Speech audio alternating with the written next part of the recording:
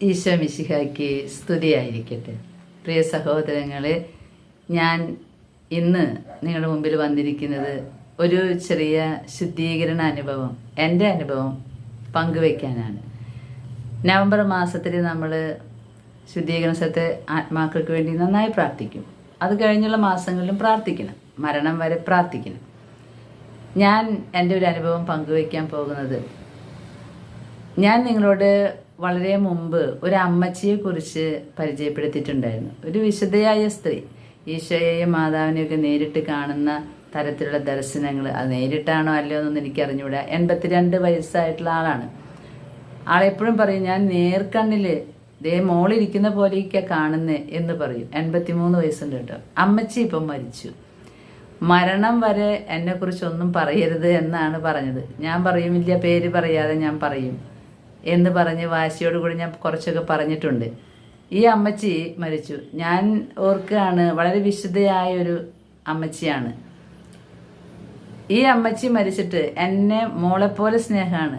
മരിക്കുന്നേക്കാൾ മുൻപ് ഞാൻ പറഞ്ഞിരുന്നു, അമ്മച്ചി മരിച്ചു കഴിഞ്ഞാൽ ഇങ്ങോട്ട് വരാൻ പറ്റുന്നുണ്ടെങ്കിൽ എൻ്റെ അടുത്തേക്ക് വരണട്ടോ എന്ന്.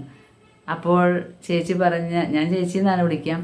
ചേച്ചി 83 വയസ്സുണ്ട് കേട്ടോ. എൻ്റെ അമ്മയാകാനുള്ള പ്രായമാണ്. അമ്മയേക്കാളും പ്രായമാണ്.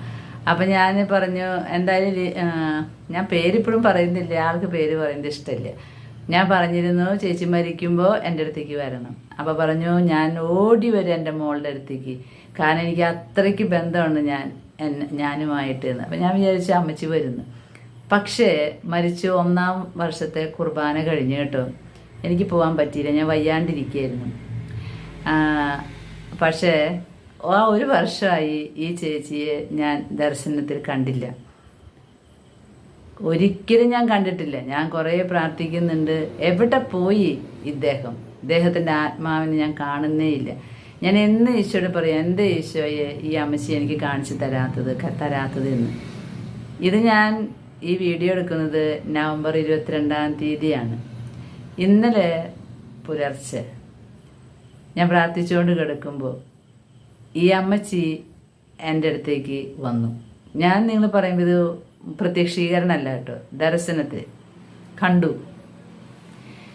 ഞാൻ എപ്പോഴും ശുദ്ധീകരാത്മാക്കളെ കാണുമ്പോൾ ആരും ഓഫീസ് ഡ്രസ്സിൽ വരില്ല, വീട്ടിലിടുന്ന ഡ്രസ്സിലാണ് ഞാൻ അവരെ കാണുന്നത്. അപ്പോൾ ഈ അമ്മച്ചി ഒരു മാക്സി ഇട്ടിട്ടാണ്, വീട്ടിലിടുന്ന മാക്സി ഉണ്ടല്ലോ, അതിട്ടിട്ടാണ് എൻ്റെ അടുത്തേക്ക് വരുന്നത്. അത് കണ്ടപ്പോൾ എനിക്ക് സന്തോഷമായി. ഓ, ദൈവം എനിക്ക് കാണിച്ചു തന്നല്ലോ ഈ അമ്മച്ചിയെ എന്ന് പറഞ്ഞ് ഞാൻ ഓടിച്ചെന്ന് കെട്ടിപ്പിടിച്ചു. പക്ഷെ ഞാൻ കെട്ടിപ്പിടിച്ചപ്പോഴാണ് എനിക്ക് മനസ്സിലായത്, ഇത് ലോകത്തിലെ ശരീരമല്ല, എനിക്ക് മരം പോലെയാണ് തോന്നുന്നത്. ഞാൻ എന്നാലും കെട്ടിപ്പിടിച്ചൊരു ഉമ്മൊക്കെ കൊടുത്തു. എന്നിട്ട് പറഞ്ഞു, എൻ്റെ ചേച്ചി എൻ്റെ അടുത്തേക്ക് വരാഞ്ഞത്, എത്ര നാളായി ഞാൻ കാത്തിരിക്കുന്നു, എൻ്റെ അടുത്തേക്ക് വരാഞ്ഞ് എന്ന് പറഞ്ഞ് ഞാൻ മുഖത്ത് നോക്കിയപ്പോഴേ സത്യം പറഞ്ഞാൽ ഞാൻ ഞെട്ടിപ്പോയി സഹോദരങ്ങളെ. ഞാൻ ഒരിക്കലും പ്രതീക്ഷിച്ചിട്ടില്ല ഞാൻ ഇങ്ങനെ ഒരു ദർശനം കാണുമെന്ന്. ഈ ദർശനം കണ്ട മുതൽ ഞാൻ വിറയലോടെയാണ് ജീവിക്കുന്നത്. എങ്ങനെ ഇനി ജീവിതത്തിൽ നന്നാക്കണം എന്നെനിക്ക് അറിയില്ല. ഞാൻ കണ്ട കാഴ്ച, അമ്മച്ചിയുടെ ഇവിടെ നിന്ന് അങ്ങോട്ടുള്ള ഇവിടം വരെയുള്ള ഭാഗം കത്തിക്കരിഞ്ഞ് ഇരിക്കുകയാണ്. സുന്ദരിയായിട്ടുള്ള അമ്മയാണ്, വിദേശികളെ പോലെ തോന്നുന്ന ഒരു അമ്മയാണ് ആ അമ്മ.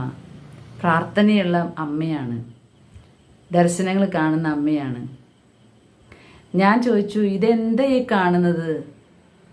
എനിക്ക് വിശ്വസിക്കാൻ പറ്റുന്നില്ല. ഞാൻ കേട്ടറിവിലും കണ്ടറിവിലൊക്കെ അറിയാം എനിക്ക് ഏത് അവയവങ്ങൾ കൊണ്ടാണ് നമ്മൾ പാപം കൂടുതൽ ചെയ്യുന്നത്, ആ അവയവം കത്തിക്കരിഞ്ഞ നിലയിൽ കാണുമെന്ന് പല അനുഭവങ്ങളിൽ, ഗ്ലോറിയ പോളോയുടെ അനുഭവങ്ങളിൽ നിന്നും അതുപോലെ ശുദ്ധീകരാത്മാക്കളുടെ മറ്റനുഭവങ്ങളിൽ നിന്നൊക്കെ ഞാൻ കണ്ടിട്ടുണ്ട്. ഒരിക്കൽ ഞാൻ പറഞ്ഞിട്ടുണ്ട്, മറ്റൊരു സഹോദരിയുടെ ഈ ചുണ്ട് കറുത്ത് കരിഞ്ഞ് കാണിച്ചത്.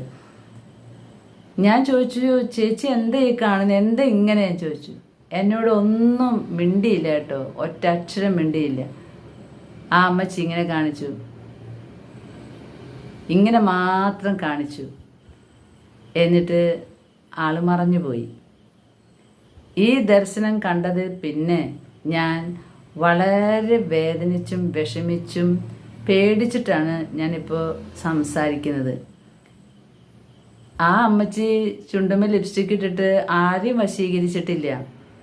എപ്പോഴും പ്രാർത്ഥിച്ചുകൊണ്ടിരുന്ന അമ്മച്ചിയാണ് ഞാൻ കാണുമ്പോഴൊക്കെ. പക്ഷേ 83 വർഷം ഈ ഭൂമിയിൽ ജീവിച്ചപ്പോൾ നമ്മുടെ സംസാരം നമുക്ക് കൺട്രോൾ ചെയ്യാൻ പറ്റിയിട്ടുണ്ടോ? എപ്പോഴൊക്കെ നമ്മൾ സംസാരങ്ങൾ കൺട്രോൾ ഇല്ലാണ്ട് പോയിട്ടുണ്ട്. മറ്റുള്ളവരുടെ വിധിക്കരുത്, നമ്മൾ കുറവുകൾ പറയില്ല. അങ്ങനെ ഈ അമ്മച്ചിയുടെ ആദരത്തിൽ നിന്ന് ഒരിക്കലും ഞാൻ അങ്ങനെ ഒന്നും കേട്ടിട്ടേ ഇല്ല. പക്ഷെ ആദ്യ കാലങ്ങളിൽ പറഞ്ഞു പോയിട്ടുണ്ടാകും. നമ്മുടെ ഓരോ ചെറിയ പാപത്തിനും നമ്മളോട് പരിഹാരം ചെയ്യേണ്ടി വരും എന്നല്ലേ നമ്മളിന്ന് മനസ്സിലാക്കുന്നത്. ഇത്രയും വിശുദ്ധിയിലിരിക്കുന്ന ഈ അമ്മ ഇതുപോലെ കരിഞ്ഞു കാണണമെങ്കിൽ ഞാൻ എൻ്റെ കൂട്ടുകാരിയെ വിളിച്ചു പറഞ്ഞു, പൊന്നു മോളെ, എൻ്റെ അവസ്ഥയൊക്കെ എന്തായിരിക്കും? ദേഷ്യം വരുന്നു, കോപം വരുന്നു, അവർ ചെയ്തത് ശരിയല്ല, ഇവളെന്താ ഇങ്ങനെ ചെയ്യുന്നേ, അവനെന്താ അങ്ങനെ ചെയ്തത്, അങ്ങനെയൊക്കെ നമ്മൾ പറഞ്ഞു പോയിട്ടില്ലേ? ഓരോ ചെറിയ വിമർശനങ്ങളും കാവൽമാലാകെ എഴുതി വെക്കുന്ന പറയുന്നത്.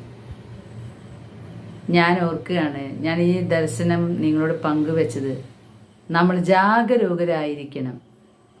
നമ്മുടെ ജീവിതം ക്രമപ്പെടുത്താനാണ് ഞാൻ പറയുന്നത്, മറ്റുള്ളവരുടെ ജീവിതം ക്രമപ്പെടുത്താനല്ല. നമ്മുടെ ജീവിതം ഇത് കണ്ടറിഞ്ഞ കേട്ടറിഞ്ഞ നമ്മൾ സത്യമായിട്ടും ഞാൻ ഒന്നുകൂടെ വിശദീകരിച്ച് സംസാരം ഒന്നുകൂടെ ക്രമീകരിച്ച് ഇതിൽ പറയുന്നതിൽ വല്ല തെറ്റുണ്ടോ, ഞാനിതിൽ ആരെയും ആവശ്യമില്ലാതെ കുറ്റപ്പെടുത്തുന്നുണ്ടോ എന്ന് ചിന്തിച്ചിട്ടാണ് ഇപ്പോൾ സംസാരിക്കുന്നത്. പ്രിയ സഹോദരങ്ങളെ, നാവ് തീയാണ് എന്ന് യാക്കോബ് ശ്ലീഹ പറഞ്ഞിട്ടുണ്ട്. ഞാൻ എപ്പോഴും ഓർക്കും, കരുതി കൂട്ടി ഒരാളെ അപവാദം പറഞ്ഞിട്ടില്ല. ഉണ്ടായ കാര്യങ്ങൾ വന്ന് ചോദിക്കുമ്പോൾ സത്യമാണെന്ന് പറഞ്ഞിട്ടേ ഉള്ളൂ. പക്ഷേ ഇനി അതിലും വല്ല അപാകത വന്നിട്ടുണ്ടെങ്കിലോ? ഇങ്ങനെയാണെങ്കിൽ ചെയ്യാത്ത കാര്യങ്ങൾ, ചെയ്യാത്ത പാപങ്ങൾ മറ്റുള്ളവരുടെ മേൽ അടിച്ചേൽപ്പിച്ച് അപവാദം പറഞ്ഞാൽ ആ നാവ് എങ്ങനെ കരിയും? വെറുതെ രസത്തിന് ഇങ്ങനെ തട്ടിവിടും, അങ്ങനെയല്ല ഇങ്ങനെ. ചിലപ്പോൾ സത്യം അതൊന്നും ആവില്ല. അതുകൊണ്ട് ഞാൻ എൻ്റെ കൂട്ടുകാരിക്ക് വിളിച്ചപ്പോൾ പറഞ്ഞു, മോളെ, സംസാരം വളരെയധികം ശ്രദ്ധിക്കണം. സംസാരത്തിൽ അപാകത പറ്റാത്തവൻ ഭാഗ്യവാൻ എന്നാണല്ലോ പറയുന്നത്. അവൻ സ്വർഗം നേടുന്നു, സംസാരത്തിൽ അപാകത പറ്റിയില്ലെങ്കിൽ. അപ്പോൾ നമ്മുടെ ഈ വിശുദ്ധരെന്ന് വിചാരിക്കുന്ന ആളുകൾ പോലും ശുദ്ധീകരണം, ചെറിയ കാര്യത്തിന് പോലും ശുദ്ധീകരണം നടക്കുകയാണ്.